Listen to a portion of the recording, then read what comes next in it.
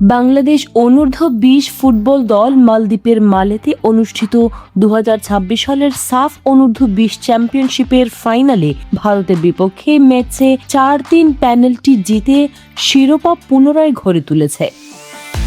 ম্যাচটি নির্ধারিত সময়ের 90 মিনিটে গোলশূন্য সমতায় শেষে পেনাল্টি শুটআউটে বাংলাদেশ মাঠ মাতায়। ফাইনাল ম্যাচটি মালেতের ন্যাশনাল ফুটবল স্টেডিয়ামে অনুষ্ঠিত হয়, যেখানে তীব্র প্রতিদ্বন্দ্বিতার পর বাংলাদেশ পেনাল্টি শুটআউটে ভারতের বিরুদ্ধে জয়লাভ করে টুর্নামেন্ট শিরোপায় পুনরুদ্ধার করে।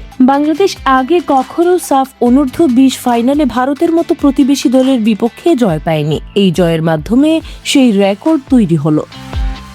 শিরোপা জয়ের আগে বাংলাদেশ সেমিফাইনালে নেপালকে 1-0 গোলে হারিয়ে ফাইনালে পৌঁছেছিল এবং গ্রুপ পর্বে ভারতের সঙ্গে 1-1 ড্র করে সামনে এসেছে। এই বিজয়ের মাধ্যমে বাংলাদেশ ফুটবল অনূর্ধ্ব-20 দল আবারও দক্ষিণ এশিয়ার শীর্ষ স্তরে নিজেদের অবস্থান শক্ত করেছে এবং ভবিষ্যৎ ক্রীড়া সম্ভাবনা উজ্জ্বল করেছে।